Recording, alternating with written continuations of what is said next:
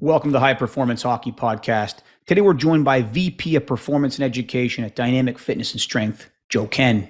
Coach Kenn is in his fourth decade as a physical preparation specialist. His goal is to continue to make a significant impact in the betterment in the field of strength and conditioning. In addition to 2 books, Coach Kenn has authored and published in the journals such as Strength and Conditioning, the Journal of Strength and Conditioning Research, Human Movement, as well as Muscle and Fitness, Men's Fitness, Scholastic Coach, and Powerlifting USA. Coach Kenn is a highly sought after speaker at the national stage, having spoken at the National Strength and Conditioning Association's National Coaches Conferences, the Collegiate Strength and Conditioning Association's National Conference, Night Coach of the Year clinics, Hammer Strength clinics, and Glacier clinics. He's also spoken overseas at the United Kingdom Strength and Conditioning Association's National Conference. Coach Kenn has coached at the high school level as a private sector coach. He's had a 19-year career in the collegiate setting at Boise State, Utah, Arizona State, Louisville. He also coached for 9 years the Carolina Panthers in the National Football League, having coached in Super Bowl 50 with the Panthers. 34 years of experience. It's an unbelievable podcast. We talk about the differences right now, the contrast between where we are now to how it was when he initially got into the field. We speak about sports science. We speak about one of the really, really important books that had a profound impact that I strongly recommend and endorse, called the Coach's Strength Training Playbook, featuring the tier system. And finally, we talk about legacy. It's an exceptional 90 minutes. Welcome to the podcast.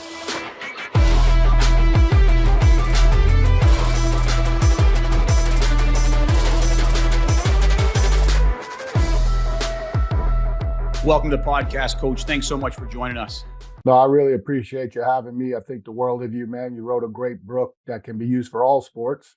And it's always good when you can write a book about the sport you're passionate in, but it has a lot of transfer over to all the sports in general. And that tells you you've got, like anybody knows, I mean, the sport, training for the sport can be a lot of similarities, more than some people think. There are some uniquenesses. I'm sure you could dive in much better than I could in hockey, being that it's a different type of loading, kind of like training swimmers. And my son's learning how to do that versus everything I've done for the most part has been ground-based, put your foot in the dirt and let's see what's up. So, yeah, I appreciate it. And again, thanks for having me. I'm quite honored. And let's see if we can not bore people.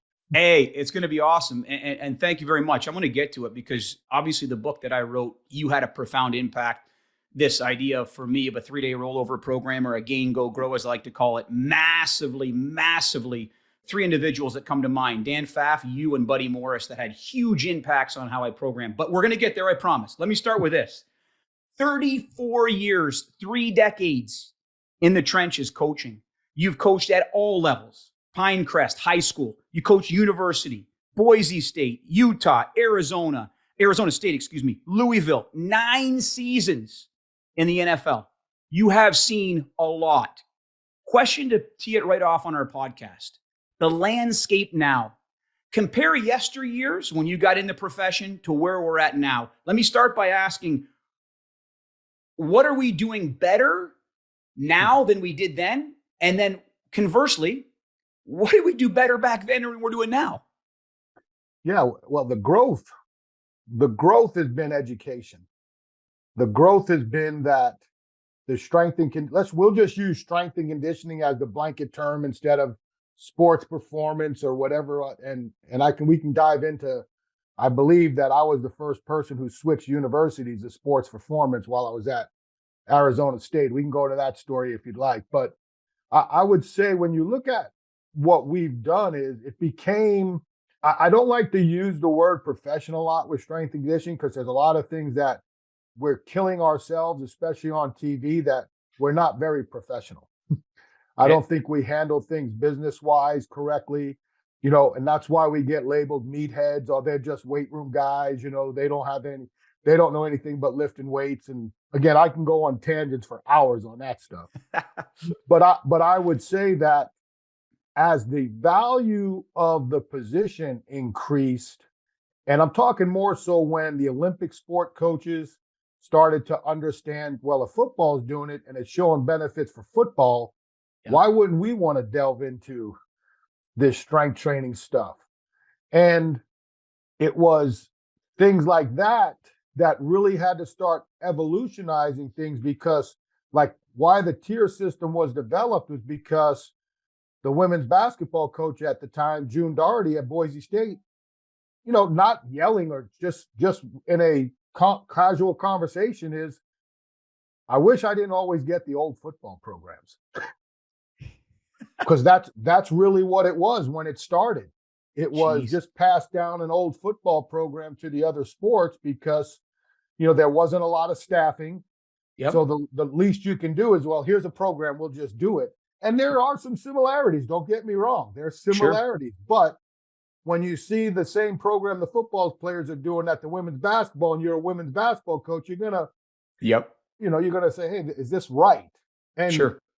some of it's right, some of it wasn't right. So I think as the field grew with the importance that each sport was putting on it brought more educational credibility to Yep. our role. Like, people forget, and I know you mentioned Buddy.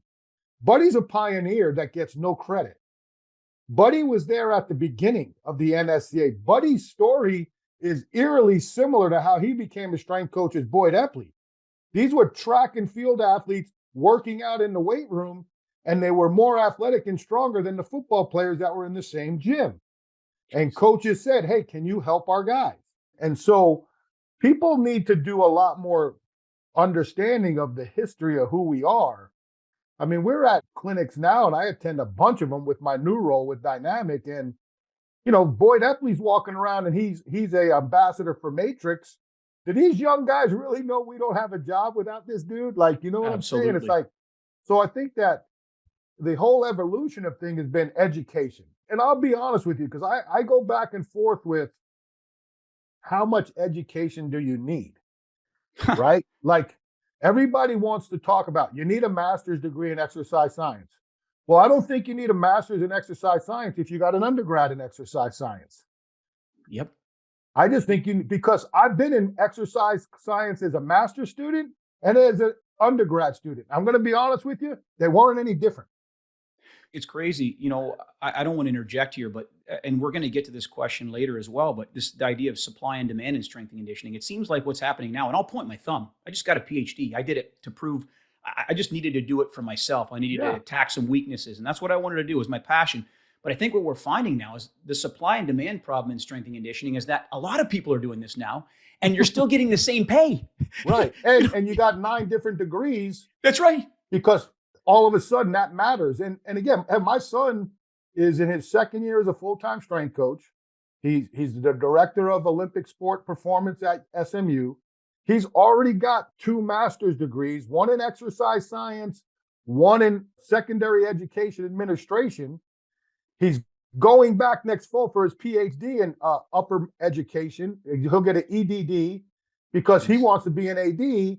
But here's a kid who's 25 years old, and he's on a very steep path because he was fortunate enough that his dad happened to be in the field, and he sees where it's going.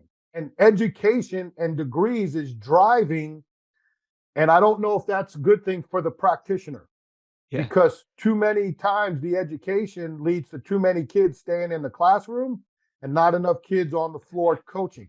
That's something that is getting a little wishy-washy with some of the influence of sports, whatever sports science is. It's another coach speak buzzword that's a summation of numerous different values. I mean, studying GPS isn't sports science. It's studying GPS, right? Velocity-based training, whatever. It's just like culture and mental toughness. Try to define those with 10 different people. Good luck. You'll have a 10-day seminar on trying to figure out what that means to everybody. So I think that there is education is important. I'm not saying you don't need it. And again, not to steal somebody's thunder, but Brett Bartholomew is Art of Coaching. That term alone, that's the differentiator between success and failure in anything you're doing is, hey, I can have all the degrees I want. If I can't communicate and get my point across in a way where the kid understands that I care, I want them to succeed. It's not about me. I don't care how smart you think you are. That kid just says you're a jabroni. 100%. By the way, you've been doing this since I was in diapers, but I've done this for 20 years now. You can go over all the acute programming variables you want: exercise selection, exercise order, tempo, rest, et cetera, and on and on. The most important one of all is communicating those variables, because the perception of the program many times is more important than the program itself. You say this quite a bit. You say we're in the business of periodizing confidence. Would you agree with that? Yeah. I mean, I'm in the business of making that kid feel like he has what he needs to be successful. And that's just in life. Like, you don't realize that kids, even when I was coming up, I didn't realize how much being in a weight room, having coaches demand excellence, you know, Yep. punishing you for doing what's wrong would Yep. carry over into your everyday life. And there's a reason why, big time corporations like to have former athletes in their upper management positions, because they understand leadership, they understand toughness, they understand, hey man, I understand we may lose a deal, but I'm not going to cry spilt milk over because I got to come back and win the next one. And Correct. so there's a lot of things going on that besides the X's and O's. Fortunately for me, I've been very humbled by the amount of people who believe in what I created. And I didn't go out to do that. I created a plan, like I said, because I needed to make the women's basketball team better. I was doing it for the athletes at Boise State. How can I improve these athletes, give them the best chance to succeed, and not so much love the weight room, but understand the weight room has some components that can help them in their careers? Because I think early on, a lot of coaches, and I think it's evolved. I talk about the 80s and the 90s. Now, a lot of people getting into our field never played sports. Sure. They just say, oh, this is a cool thing to do. I'm going to get into this.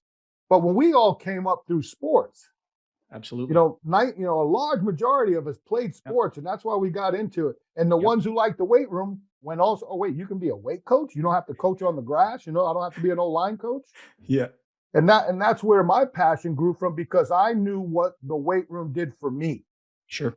And if I could pass that on to anybody who had, above average skills in their sport, and that could push them over the top to get a scholarship, to start on the team, to maybe get to the pros, because they didn't have that pure athleticism or that pure genetic anomaly where you're at the high level of the standard deviation. You're out there in +3, and stuff like that. So that was where I felt my value was giving back to the stuff that people, it's hard to see its importance.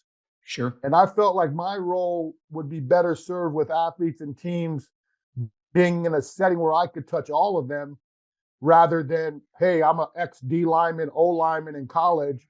I'll go coach 10 or 15 guys on the grass and possibly evolve into a coordinator. And maybe I get to be a head coach. And there's no doubt in my mind I could be a head football coach. I don't need to know offense and defensive schematics. I know team. I'll hire the right people, and I'll let them run our program, but I'll run the team and be like this a CEO who knows enough ball to know what he wants, but knows he needs experts to get that stuff accomplished. So my expertise is in the weight room. I think I have a lot of competencies. I would say if people were to see where I ranked, I would venture to think a lot of people would say I'm one of the higher end people when it comes to program design, maybe one of the better ones that are out there, regardless of how you design programs, just the system and the effectiveness it's had and the sustainability and the adaptations of it. There's a lot of things that people have learned from it and have implemented in various ways. But my growth continues to be in how do you keep refining something that's very sustainable, because you always got to show, hey, man, this guy hasn't changed the integrity of what he does, but boy, he sure has implemented a lot of stuff. And then building around all this nuances or new age philosophies on what a strength training program looks like, and showing where there's value, more affirmation. Like, I think, hey, sports science, I believe in that stuff.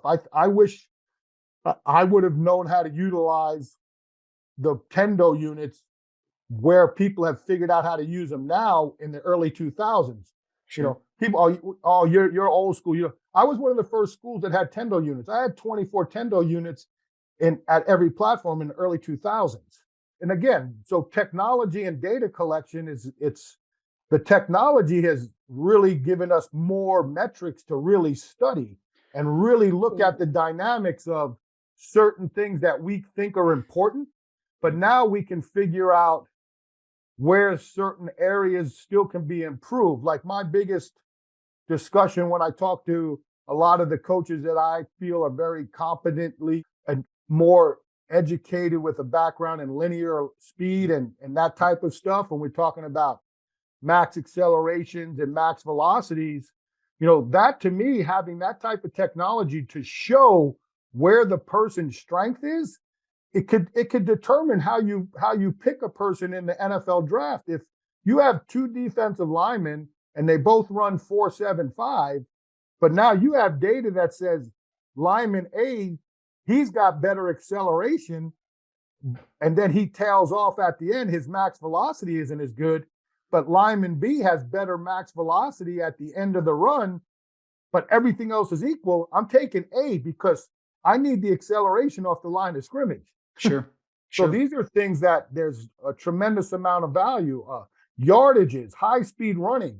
The biggest thing that I saw with GPS that I think really, one of the old school, coaches' theories when you were out during conditioning, remember? Run every play as hard as you can. Sure. Full sprint. Well, you know what GPS tells you? That's a lie, because maybe 10% of your whole practice is not even full speed, it's high speed, or what some people like to call game speed. Very, very rarely are you getting to high speed, like your max effort speed.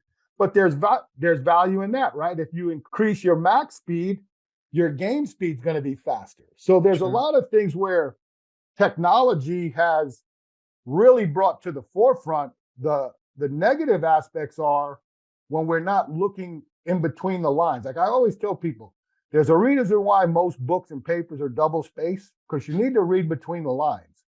And we're not reading between the lines sometimes when we're looking at how to rest and recover some of these athletes when it comes to player load and, managing of rest and recovery.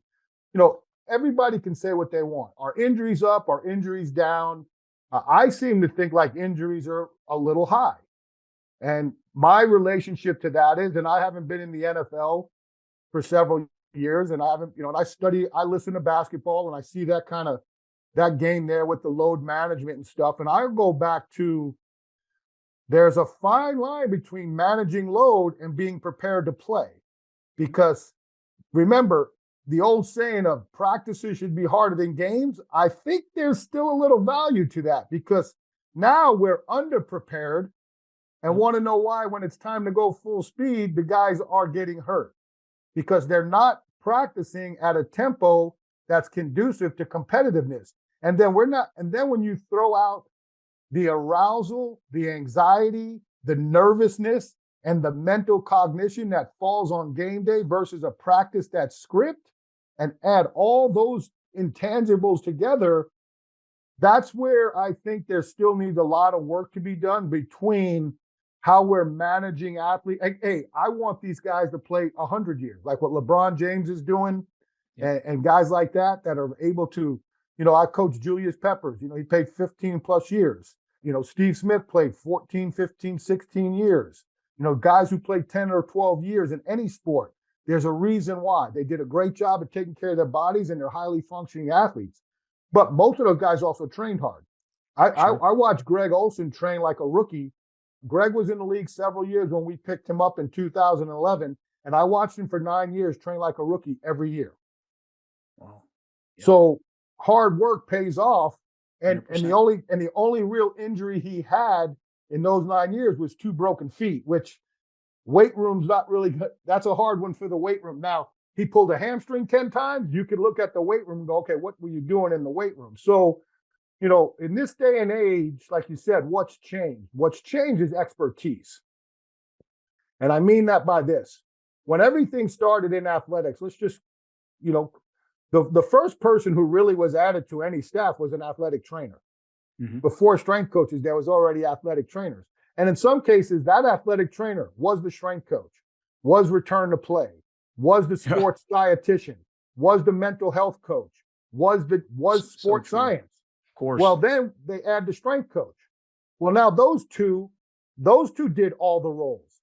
Well, now there's 7 different people doing those roles. And I think that's a good thing because you can't be an expert but in about one thing.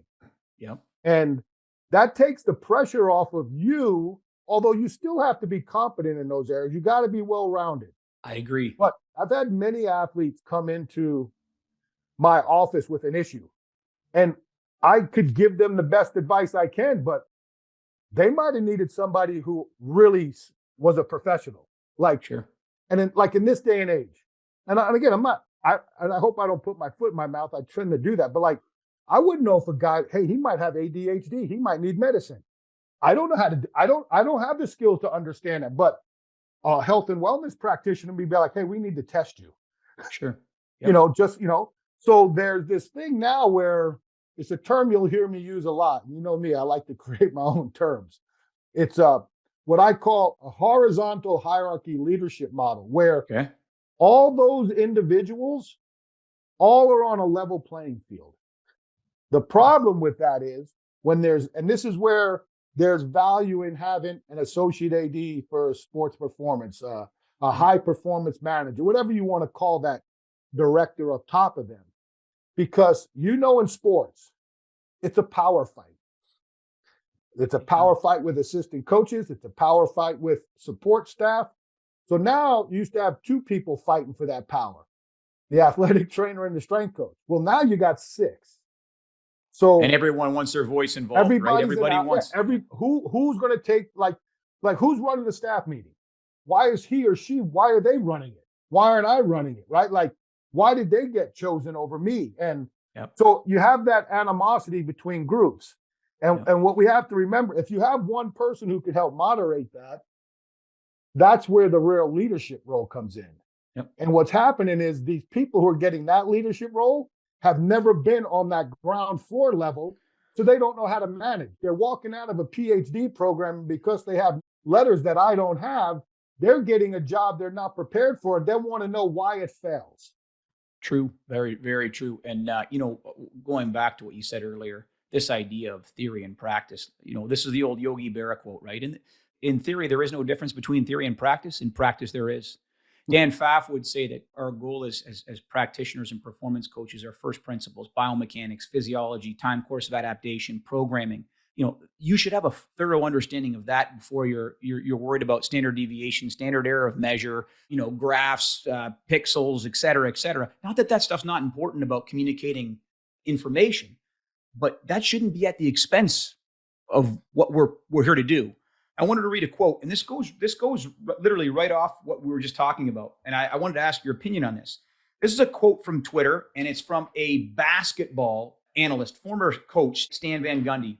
He said, 90s NBA, National Basketball Association teams had just a trainer and a strength and conditioning coach. They practiced more often and harder and played more backs-to-backs. Teams now have huge medical and performance staffs, in air quotes, and value rest over practice. Yet injuries and games missed are way up.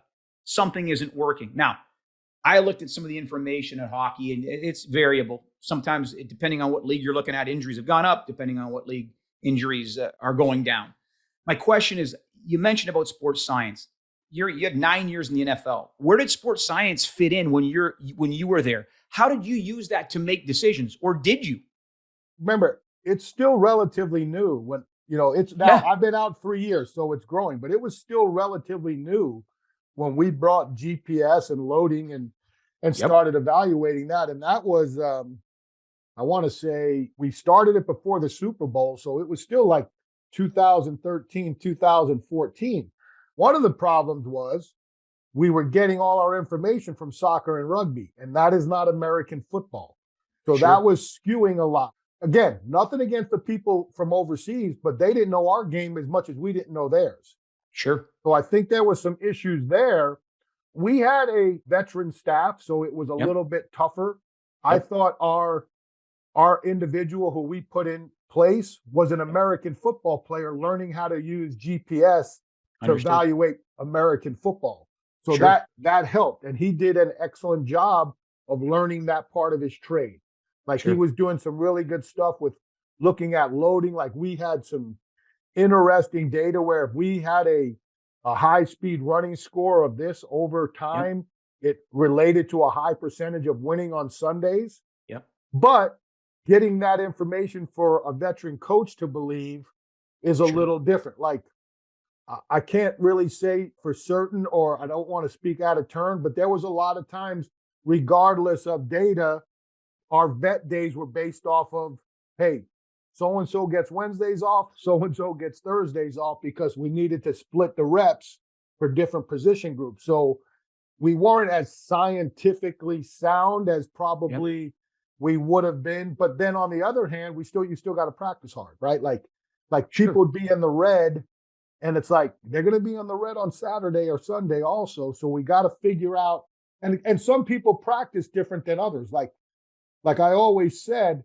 the athletes at the bottom of your roster will always look like they're practicing harder than the guys that are at the top of your roster, because they're still trying to earn their spot. And usually they're rookies or younger guys still learning the NFL game. Like we said, our guys who've been in the league, they know how to practice at a tempo and a speed that will allow them to be prepared for Sundays. Like we had a particular running back, and I'll say his name, D'Angelo Williams, workday Wednesday.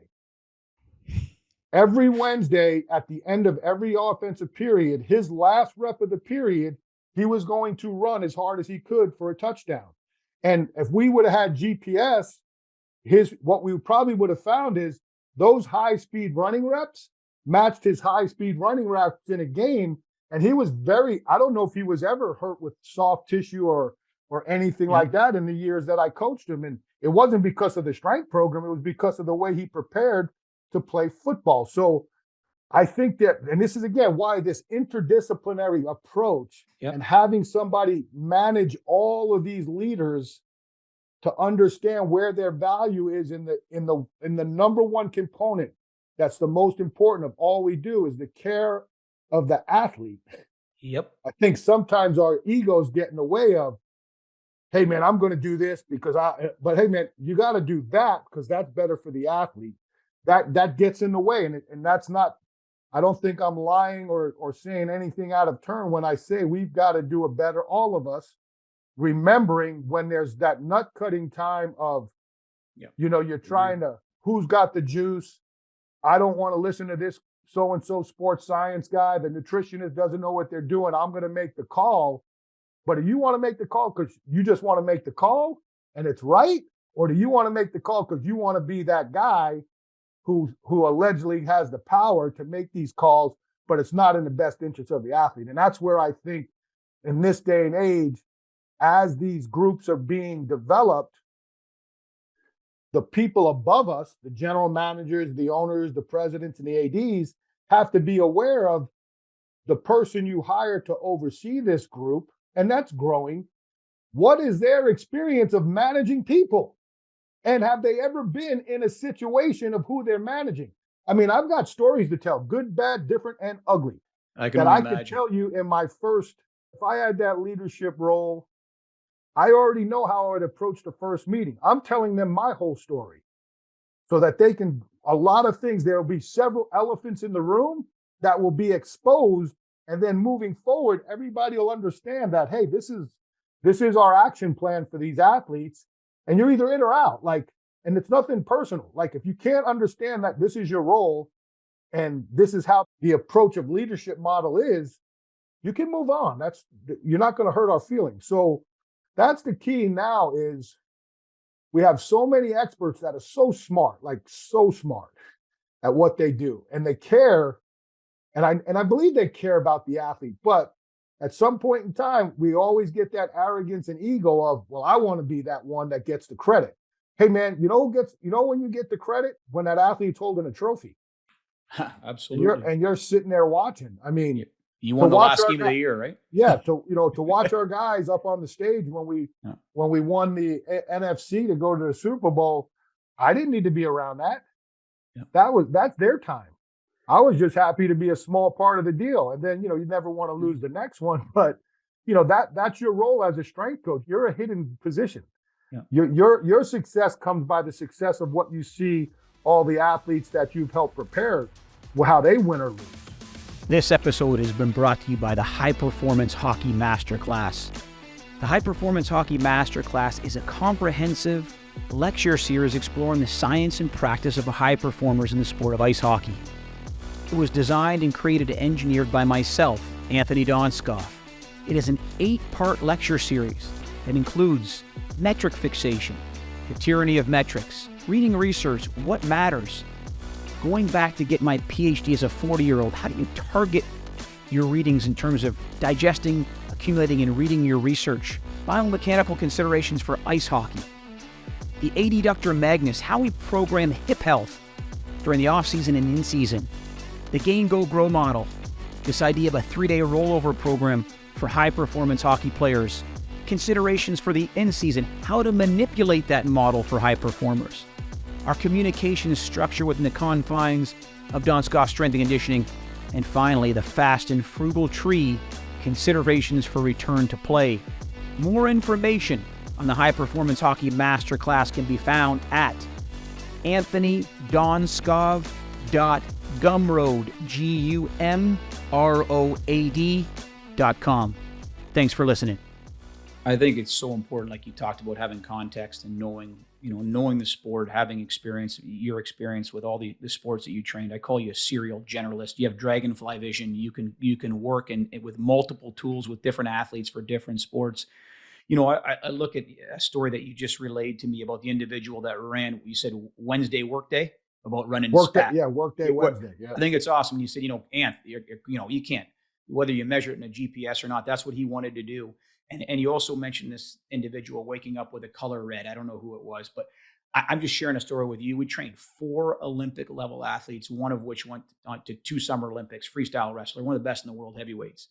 And I remember at the time investing in, I won't name the company.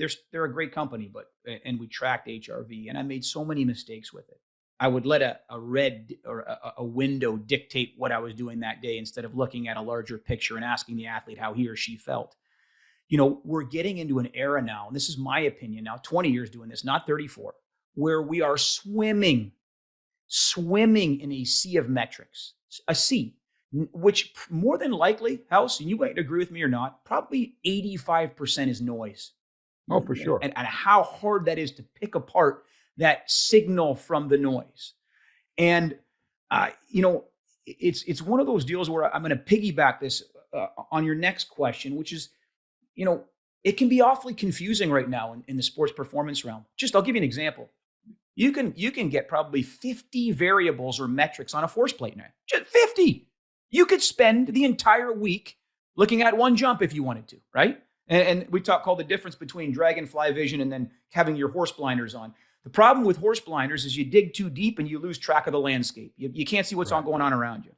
My question to you is, where do heuristics or simple rules of thumb fit in? And I want to put a quote on Twitter again from one of your friends, your colleagues, Bob Alejo, correct? He said, quote, "Common sense has played a bigger role in my philosophy than ever before." Could you talk about that comment? Like, do you agree, disagree? Where do you? 100% I agree, because I always say at the end, what's your gut tell you? Like, what your eyes tell you, what your heart tell you, what your gut tells you. Because to me, your heart and your gut is, if you're in it for the right reasons, will always have the athlete's best interest at heart. I don't need a player load program when I see a guy walk in after practice and know he don't have it. Sure. I don't need a player load program to watch a guy walk in at 6:30 in the morning and walk through the weight room and know he's going to have a tough day. I better be aware of that when he comes in. And just see where he's at. And again, that's communication. Yep. That's the eye of a coach. That's the art of coaching. That's the coach's eye that a lot of these younger coaches, now their coach's eye is a tablet. And remember, you could have all the metrics you want. A human being is orgasmic and it's organic. And you got to remember, analytics are based off numbers. People are based off emotion. I love that. Hey, I just wanted to piggyback. I wanted to not interrupt you can put that on Twitter. That's the big one, big dog. But let's just hear me out. I'm interrupting you because I love this. You're right. I was reading a book the other day, and it talked about this idea: feelings are greater than figures. Tell a story, and this idea of telling a story. Anyways, I just wanted to. And the last thing I'll say is, I look at these numbers like a sandwich, right? Like a hamburger. The numbers, the patty on either side is the coach deciding what to measure. And on the other patty is, how am I going to communicate that with the athlete? That is how you bring numbers to life if you're going to use numbers. Yeah. And again, like you said, like with the force plate, and I was just starting to learn force plate. I want to definitely dive more into that. But like for me, right off the bat, really the only measurement I want to know on a force plate is the bilateral deficit. Yep. Step balance. Yep. That would be my number one metrics for that. After that, I'd need somebody smarter than me to educate me on what ISI can use. Because if I'm going to spend the amount of money it takes to get a force plate, I'd probably like to see 3 or 4 metrics. Yep. But I know the first one I want to see. Yeah. I want to see how someone lands, and I want to see what that looks like. I want to see how much force each leg provides when they do their takeoff and they apply force into the ground. I want to see what that looks like when they land. But the other things that a force plate brings, I'm not educated enough to talk about at this point in time. So I won't. I only talk about what I know. And I let the experts teach me how much I need to know on the other stuff. And luckily for me, I've got a pretty good Rolodex of experts that are willing to share with me. But so for me, it goes back to like when you talked about your wrestler. Hey, remember, wrestlers are different. Yep. They live in the red. MMA, they live in the red. So you know what? I'm not worrying about them. That's right. I'll worry about how well they're sleeping and how well they're eating. But they live in the red. Yep. They're wound up, wired athletes. That's why they do what they do. You look in their eyes. They all have that glassy-eyed look like, I'll beat anyone. I don't care if you're a 300-pound lineman and I'm a 118-pound wrestler. I'll whoop your butt. Like, that's their mentality. I mean, just like, again, I don't say this in no disrespect to throwers. Throwers are the biggest, strongest people you should ever have in your weight room. Yep. And some of them did participate in different sports, football, but there's a reason why they gravitated towards throwing rather than playing football. Sure. It's just, it's just the way it is. It's not good, bad, or indifferent. There's reasons why you gravitate towards certain things. Yep. And when you see a lot of these size of these guys and you're like, man, how come they don't play football? Well, probably because they didn't want to. Yep. And if you don't want to, you don't play football. And I learned that with my own son being a thrower who just decided that football wasn't for him. And then my oldest being a football player. They're different personalities. And it worked out for both of them. But that's the thing is, I mean, numbers don't lie. You're fast or you're fast, right? You're fast or slow, you're strong or weak in our world. You jump high or you don't. Yep. But that doesn't measure effort. Yeah. Because I'll take a guy who's doing a max effort jump every time, giving everything you have, and it might be 4 inches shorter than a guy who can just jump. Because for me, that guy I can count on in the fourth quarter. Yeah. And it's so hard to measure, right? Because I'm fond of saying, like, all these outputs, vertical jump, sprint, all that stuff, it's great. But those are low-hanging fruit. The hardest things to measure, like you can measure heart, but you can't measure heart. You can take the scoreboard, rewind backwards. How hard is it to measure the ability on the field, the technical, the tactical, seeing the field? That's almost impossible to measure. So at times, I think we confuse low-hanging fruit with a bountiful harvest. The bountiful harvest is actually the sport. Doesn't mean we can't improve the fruit. That's not what I mean. But again, it's like in hockey, you can prepare that guy to be the fastest skater on the ice, but I guarantee you, he gets checked one time and he ain't gonna be the fastest for the next few minutes, because you can't measure what somebody's mind tells them when they get laid out, whether they're the toughest guy or not. You get laid out, it's gonna shake you up. Or game sense, House. How about this one? The guy I never heard. This was an unbelievable story. I had a GM in the National Hockey League told me this about hockey sense. He used an analogy. It's hilarious, right? You can't, it's hard to teach. You could argue that you can teach it with video, and some may argue that, but he used this analogy. He said a guy or a player shows up in a parking lot. There's one spot left in the parking lot. He finds a parking spot. The next day he shows up, the lot's empty. He can't find a parking spot. Yeah. Like, you could be the strongest guy. Again, the sense, right? There's so many elements, I guess is what I'm saying. And I do agree with you. It's certainly our job to improve those, but it's one piece of a massively big puzzle, right? And if you improve them, like we said, what does that do? Emotionally, it makes you more confident. Agreed. There you go. So Agreed. the measurables matter because people see improvement. They get more confident in who they are. The programming matters because if you educate the athlete on the whys, a lot of what I talk about now is I develop different things over time. So I like mantras better than like statements. And a lot of the reasons is when I was studying, developing mission statements, and we've all done it. Your mission statement winds up becoming a mission statements, which turns into a paragraph. And I don't care if you wrote it or not. It's hard to memorize a paragraph. Sure. And then when you're trying to present that to a staff and they're not necessarily in agreement, it's hard for them to regurgitate something that not really resonates with them. So I've come to this through my studies of meditation and different types of ways to relax yourself. You get into these mantras and these affirmations. So my mission statement is now a mantra, and it's prepare, protect, and produce. So the base of the pyramid is preparation. And I won't go into all of it, but that's anywhere from educating your staff, your athletes, and everybody around you, coaches, sports medicine, physical therapy, what your plan of attack is, all the things that go into that. The protection is, evaluating the sport needs analysis, working with trainers and therapists to build out, are these exercises compatible to the injury rates that we're seeing at certain areas, getting nutrition involved, getting sports psych involved when necessary. Yeah. But a lot of it from the strength standpoint is looking at the areas of concern for a sport outside your general lifts that will produce the necessary gains in strength, size, speed, etc. that you're looking for. And then the obviously is producing, and that's where the metrics come in.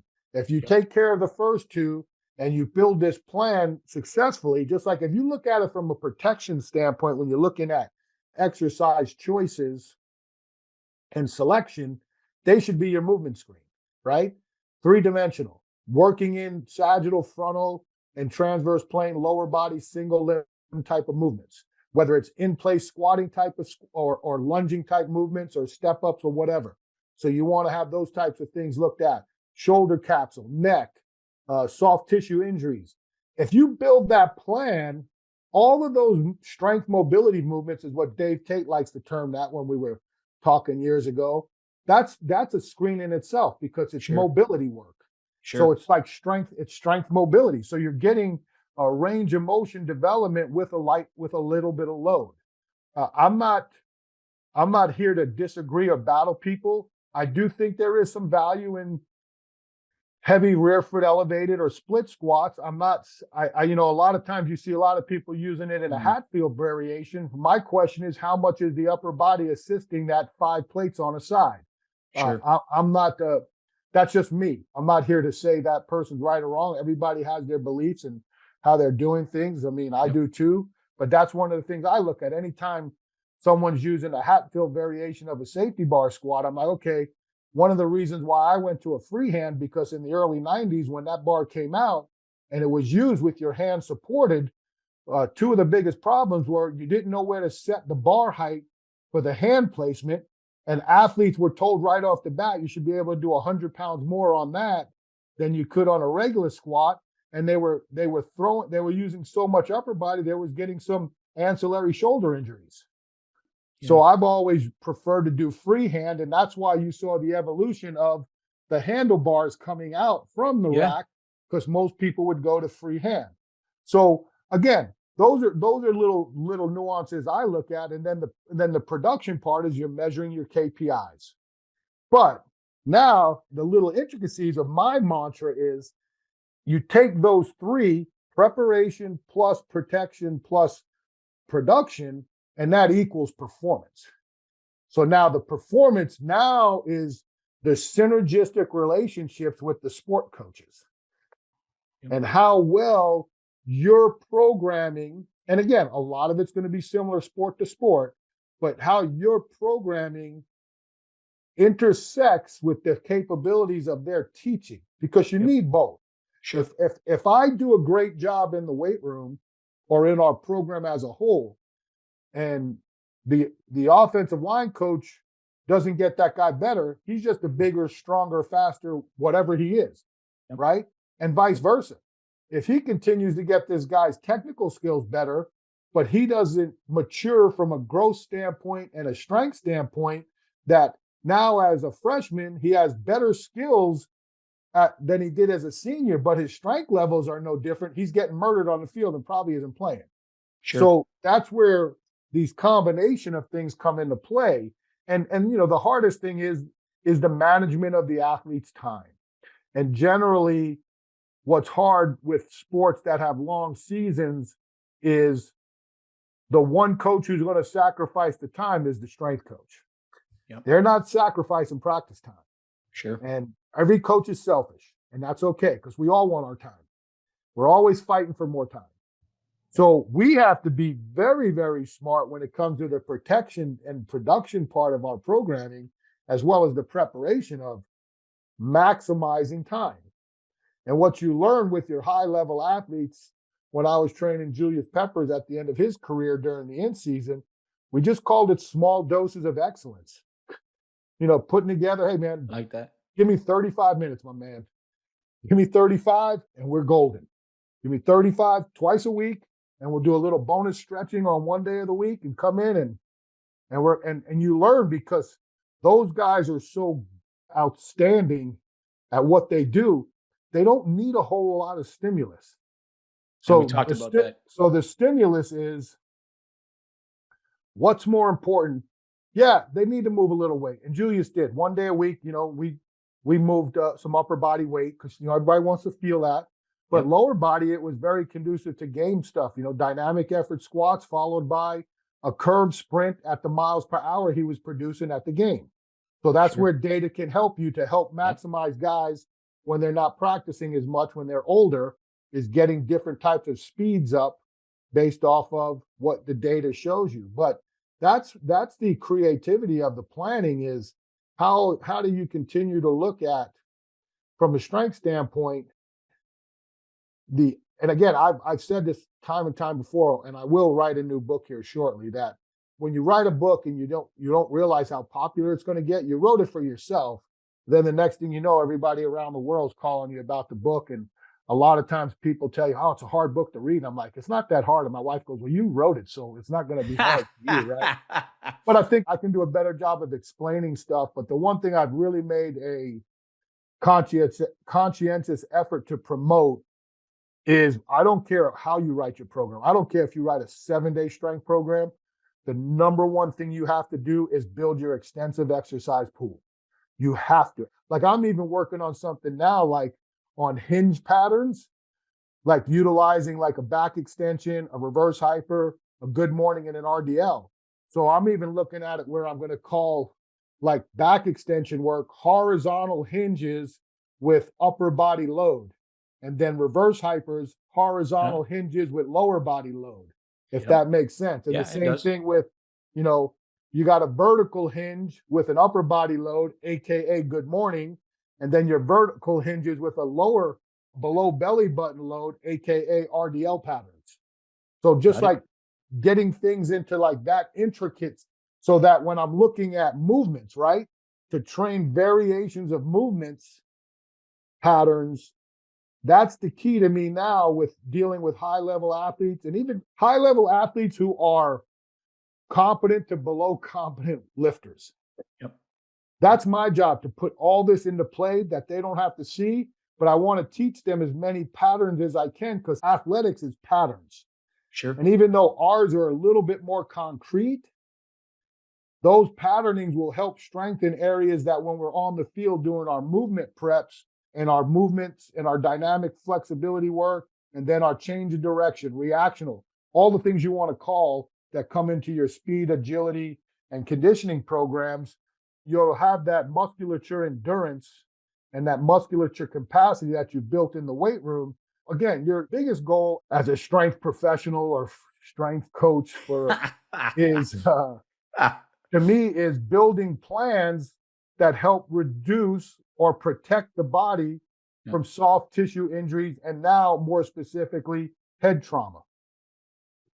So these are the things that we have to focus on. And that's a lot. And this is what's funny, because, Louis Simmons and those guys talk about, training weaknesses. I call it points of emphasis. And they'll spend 80% of the time on points of emphasis and 20% of the time on their big lifts. And I remember, and I'm sure it may have been still like right maybe when you were just getting in the field. But I remember when I got in the field, the key was train prime movers and train structural exercises of multi-joints. There's no use for single joint movements. So we stopped doing leg extensions. We stopped doing leg curls. We stopped doing all that ancillary stuff just to circle back around and realize that when a kid gets hurt and we start the rehab process, once they get back into loaded resistive training, the first things we're doing is isolated movements to help strengthen that specific area. And now there's some complex stuff going on, but then you just kick yourself in the head and you're like, well, if we're going to use these when the kid's hurt, why aren't we using them before they get hurt so that they don't get hurt? So it's kind of like a full circle deal. Pendulum. And even when I wrote the tier system, the article that's out in 1997 in the NSCA Journal, you can see the way it's written was prime mover emphasized. Like there wasn't a lot of push-pull stuff because we used an auxiliary day for that, but it wasn't emphasized. Coach, can I stop you there? Because some of our listeners might not know this. So we have a hockey audience, but there's a wide demographic, both seasoned coaches that have coached for decades. They know your book, coaches that don't know. So I want to ask a couple questions because it had a profound impact on me. Like I told you this before off the air. I'm going to tell you again on the podcast. Dan Pfaff, Buddy Morris, and you were really instrumental in the way I saw programming, specifically with what I call a 3-day rollover, whatever you'd like to call it. But your book, The Tier System, the Coach's Strength Training Playbook, it's featuring the tier system, is a mandatory read. I will put on show notes for all of our listeners. But for those of you who don't know it, what is the tier system? Could you give us a footnote version? Here's a footnote version. Here's 34 years of your life. I know, right? In one sentence. Okay. The tier system is a 3-day whole body training system based off a structured rotation of exercises. That was pretty good. That was pretty legit right there, baby. That's ACT stuff right there, my man. That's 34 years of work in one sentence. And here's what I'll tell you. And this is part of writing the book and why I think there needs to be some clarification in the next edition is when I wrote the book, a lot of people thought the tier system was based off of the training cycles because I had this elite template and traditional template. The problem with me calling that way was the template didn't change. It was how I structured the cycles. So it was really, the tier system is what it is. It's how you implement your specific training cycle. So I have to do a better job of explaining it, meaning that regardless of, like, here's for example, everybody will ask these questions, and I'm sure you've probably heard these in conversations. Can you do 5-3-1 with the tier system? Yes, 5-3-1 is a training cycle. Can you do triphasic training with the tier system? Yes, because triphasic training is a training cycle. You can easily implement that stuff. Where I think people got mixed up because when I brought that, the traditional model was based off linear periodization and a heavy, moderate, light plan. And the elite template, allegedly, was based off of a concurrent sequencing system Yep. where we used the 3 methods of strength by Zatsiorsky, dynamic effort, repetitive effort, and maximal effort, and rotated that around. And at the point That's of beautiful, that, by the way. It's just beautiful, by the yeah, way. It's so just it's just elite. It's yeah, unbelievable. so in a way, like people talk about undulating periods, and I don't want to get into this, but one thing that is very unique about the tier system is like you could have daily undulating periodization where 1 day's power, 1 day's speed, 1 day's power, speed, 1 day's strength, 1 day's hypertrophy. You could have, weekly undulating periodization where 1 week's power, 1 week's strength, 1 week's hypertrophy. Yep. But the uniqueness of the tier system when you implement the concurrent sequencing system is you're training in a session-based undulated fashion because one day you're going to have, depending on the priority of the phase, which now becomes a little bit of block. That's why I use the term intermixed periodization for the way my program is written when it comes to the training cycles. But you could have, during a phase like in-season phase, we're probably going to have dynamic effort first, max effort strength second, and then repetitive effort third. During the first phases of the developmental stage, we're probably going to have a sub-max effort, max effort strength first, dynamic effort second, repetitive effort third. Early preparation phase for the season, if we're doing more longer bouts of conditioning, we'll probably do a repetition method, tier 1, followed by max effort, and then just retain and maintain our speed work third. So it's easy ways to process this stuff. That right there, coach, is a PhD in pragmatic application. The book is beautiful. Let me ask you a question that everyone, it's master the obvious, but I didn't think of this when you first introduced, when I first read the book and when I listened to you speak about the tier system, I was always like, 3 days. I live by 3. I love 3 days. Can you expand a little bit about I got my butt kicked about 3 days. I love it, but you know what? I always thought more, better, more. Now, perhaps I have a different thought process than you. I can tell you with our advanced level, high level pro hockey players that have 6, 7, 8 years of training age, if you want to trip the homeostatic wire, you got to have more load on the bar. That comes at a cost. You can't do that every day. To me, I use the analogy of an engine. Like a young Tommy who can't squat, who looks like a wilted candle, has a golf cart engine. Yeah. Guess what? Our guy's got a Ferrari engine. When you hit a pole going 100 miles an hour in a golf cart or a Ferrari, more damage is done. Yeah. See, it's one thing about lifting weights and that's all you're doing. Sure. And back then, remember, in the early 90s, it was like, what's the best way to say it? It wasn't a war, but it was really 2 different components going on in the early 90s, late 80s. High intensity training, which was the Dan Riley, Ellington Darden, Arthur Jones, 1 set to failure, momentary muscular failure, pre-exhaustion, go through the whole body. Sure. And then there was the 4-day-a-week standard upper lower body split that came from powerlifting, and then you'd throw an Olympic lifting movement up front to make it athletic. If you were training 3 days a week, they automatically lumped you as HIT. And if you were training 4 days a week, you were training standard lifting, free weight. Learning something new every day, coach. Didn't know that history. Something like that. But when I was in college, my strength coach was an HIT coach. So we trained a variation of full body workouts 3 times a week. But because the coaches had influence, we did do squats, bench. We always had cleans written in, but I'll be honest with you, I might have done 5 clean workouts my entire 5 years of college. We started doing split jerks when we had a coaching change, and that was thrown in because that was just thrown in. But the long said, I was enamored with the whole body thing because that related to athletics. The upper lower body split makes a lot of sense in lifting because it's a differentiation of lifts, even when you compete. So the merit of whole body training, I really, really was infatuated with, right? And then with the concept of me coaching Olympic sports, mostly women, because remember now, my first sports in Boise State were women's basketball, women's volleyball. Then I picked up gymnastics, but I had tennis. I had them all. So I didn't even think why would they need to lift 4 days a week, right? So this was like perfect for me to evolve this, but I liked free weights and I like big weights. I mean, when we, I built, I don't build around exercises anymore, but we built the tier system around squatting.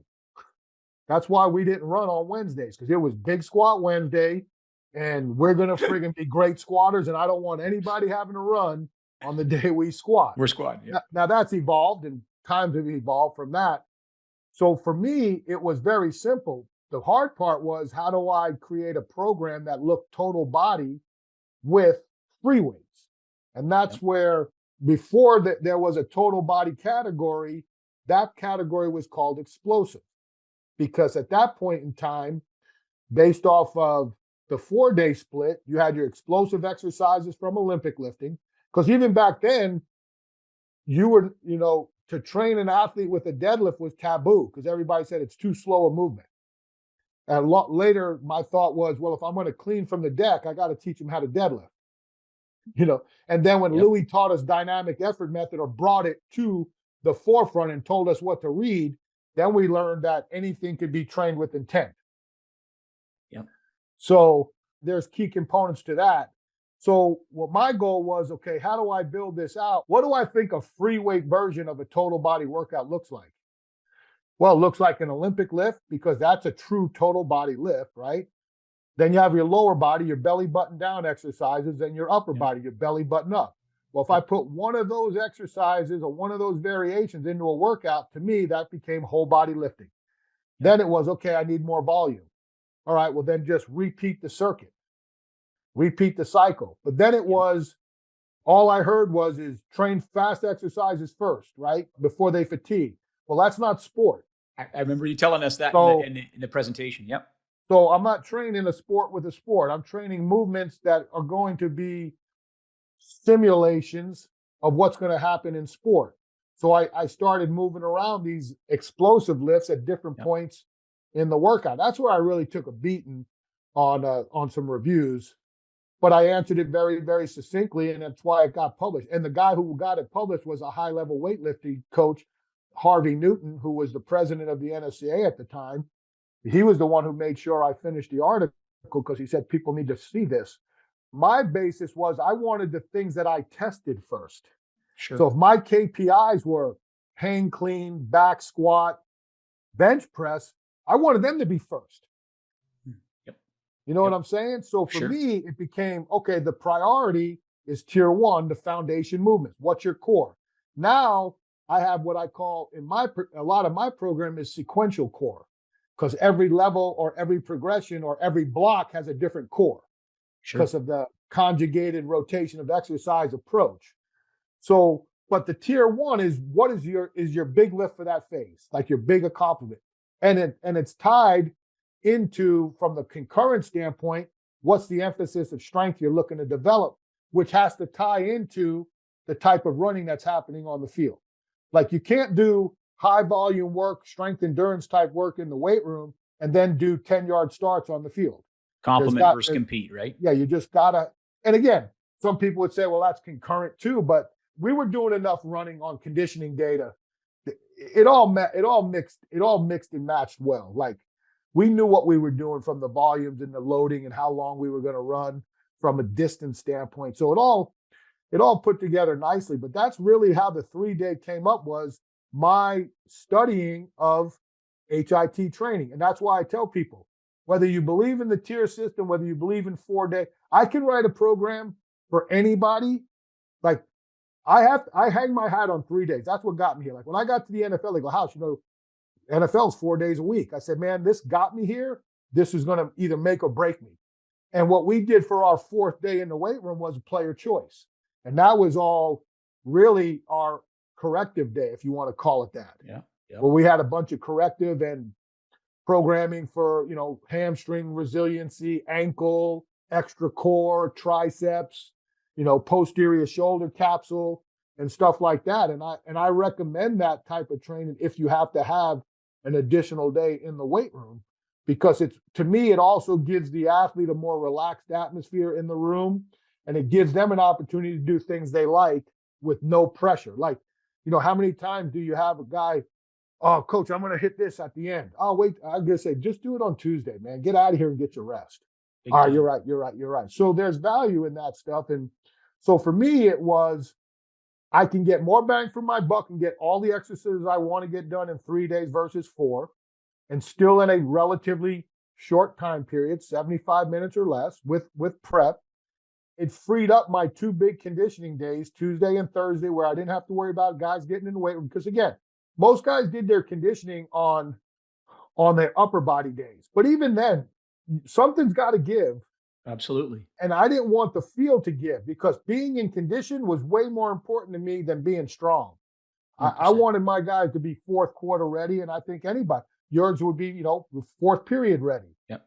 It's just you got to be ready for that fourth period. So I wanted to take some of the mental heat off of them, as well as on Wednesday at that time, I wanted them not to run at all, because I wanted them squatting their butts off. And at that point in time too, there was some research in business that had stated, and I wish I'd had where I read it at that time, because I don't. And I know the days change now, but it had stated that Wednesday was the most productive work week of the week.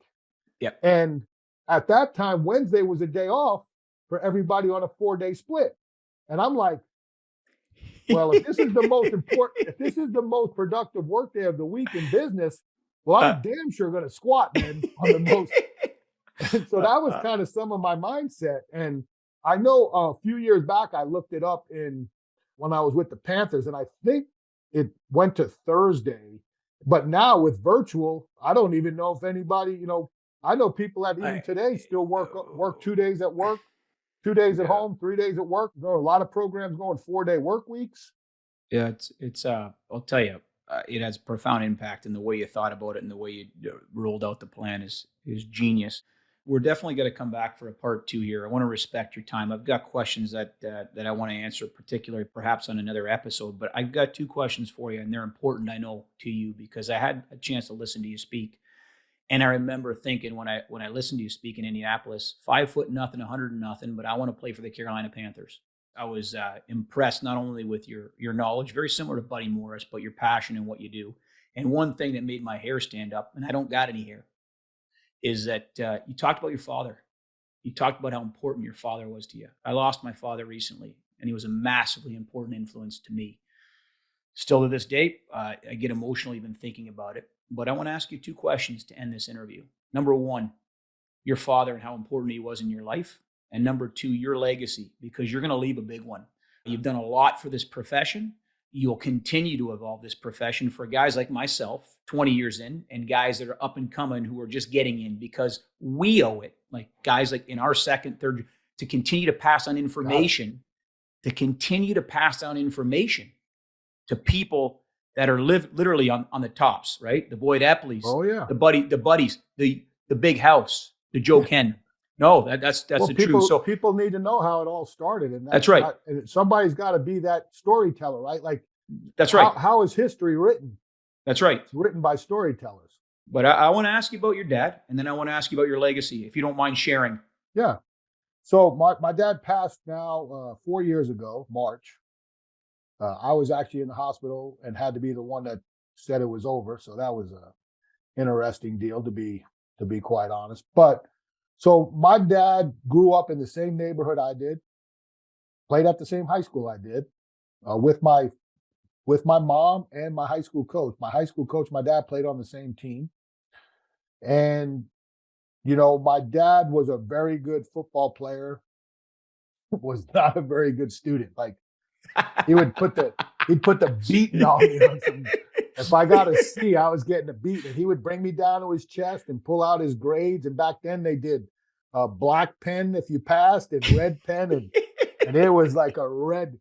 I didn't know there was that much ink in a red pen to see on a report card.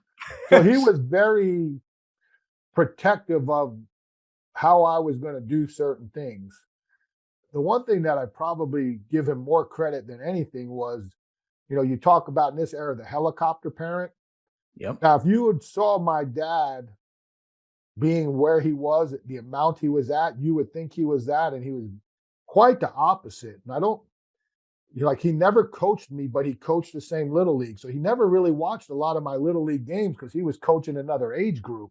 Yep. But to make a long story short, he went to a prep school after high school, got a scholarship to Arkansas State, got hurt, left. went back. He had already been in the sanitation.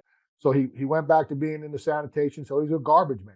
I mean, garbage man in Long Island, and he married my mom, and they never really left Inwood until my dad got to expose life a little bit different when I went to college. So during my upbringing, I didn't know any different. Like, I mean, I don't want to say we were poor, but we weren't rich. Like, I Yep. mean, I can remember driving over to pick up my mom on a Saturday from where she was working in Far Rockaway, a hairdresser. And the big thing was going to the Chinese store next door and getting a 25-cent rice cup, and then going to the beach and eating 25-cent rice cups and egg rolls for Saturday dinner. And my dad was a hustler. Like, my dad's got a PhD in street. He's an OG, like super tough. My oldest son has a lot in him. I'll beat the dog piss out of you and worry about the consequences later type of guy. Like, you know what I'm saying? Like, Yep. no filter. Like, I'm just going to beat you down. And he was very well respected in our town. So he picked up the garbage in the morning. Then he'd drive the school bus on the second shift, so the afternoon shift. And I was a way to keep an eye on me and my sister, I think. Not in a bad way, but just, he knew everybody. So it wasn't like, and then at night, several nights a week, he was a bouncer, and he was one of the top bouncers on Long Island. Like, that's an OG. An OG. He was working 3 jobs just to make ends meet. And my mom was a hairdresser. Like, my mom worked every Saturday, so my mom only saw me play high school and college football maybe 3 or 4 times. But she'll always tell you her role was to let my dad be there. Like, and my dad never missed. Like, ever. Like, I was going to Lawrence High School football games before I can remember. I don't know if my dad missed a Lawrence High School football game from the time he came back from college to the time I went to college.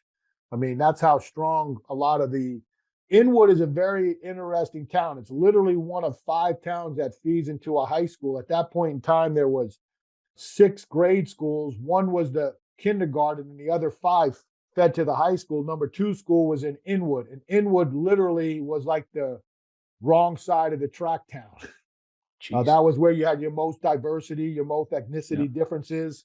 And the other ones were a little bit more astute. Like, if you ever a fan of Goodfellas, Henry Hill's wife went to my high school. Oh yeah, she lived in Woodmere. Woodmere is one of the things. So yeah, that's some cool stuff. And so my dad, I never wanted for anything. Like, you would have never have known I was poor. Like, I had weightlifting shoes before anybody else. I had a power belt before anybody else.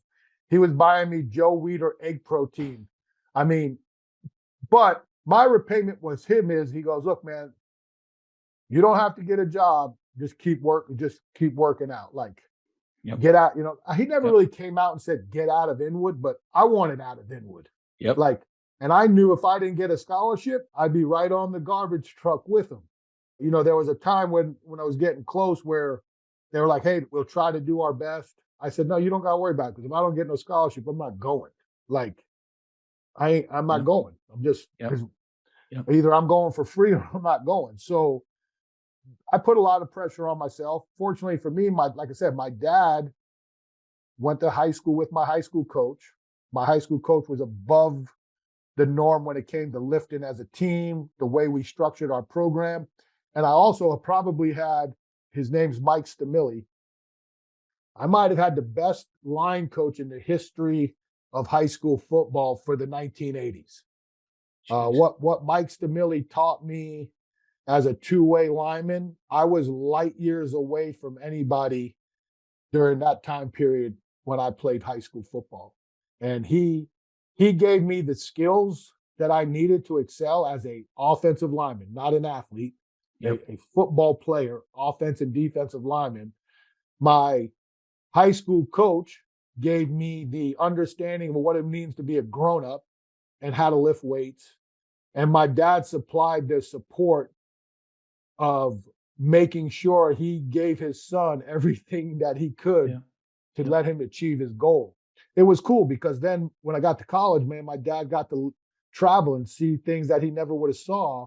And that's one of the reasons why he wound up moving to North Carolina when he retired, was because he'd been able to travel around and realize, like again, you go here and here, but he watched more games than I played at Wake Forest because I had gotten hurt and he had already made a lot of his trips beforehand already booked. So he was just, I wish I was as tough as he was. I might have been a better player because I rate toughness in street tough.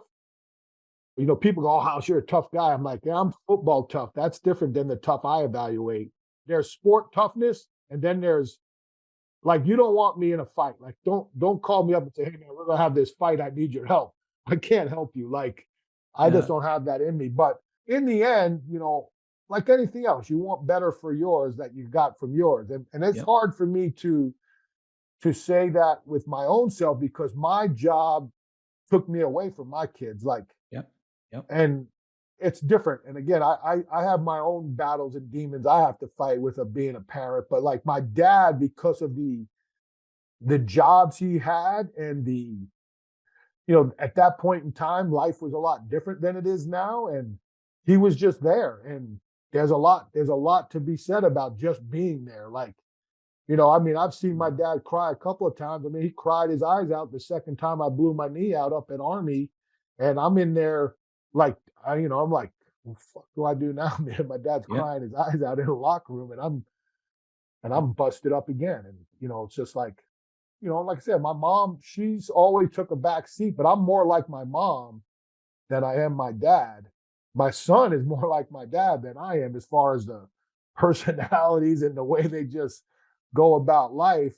So it's funny how things work out that way. And again, like I was always when I left for coaching and left for college, I told my mom I'm never coming back. Like, and she said that on her deathbed. She goes, "You said you'd never come back, and you never did." I was like, "Man, I got things that I want to do."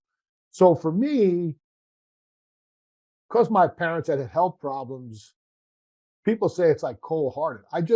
I miss them. And there's a lot of times I'm like, damn, I wish I could call them, especially when it first had. There's a lot of times Oh like, man. I'm driving home. The way my schedule was in the pros was I drive home one day a week and then live in Charlotte the rest of the week. But I drive home as soon as I got on the road. First call every week was Monday about 1 o'clock. Call my dad, rehash the game or rehash the week and talk to him.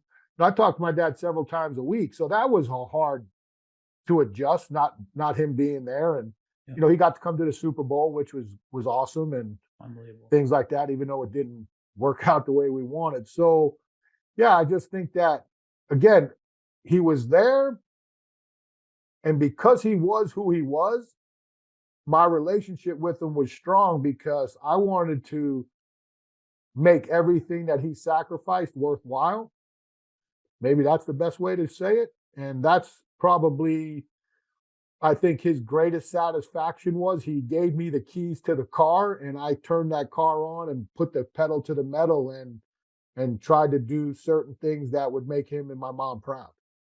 Well, his legacy will always live in you, House. And last thing I'll say before I wrap up, I remember you giving that lecture, and I actually called my father on the way home, and I had an emotional call with him and told him how much I loved him because it hit a chord with me. So thanks for doing that, man. I mean that sincerely.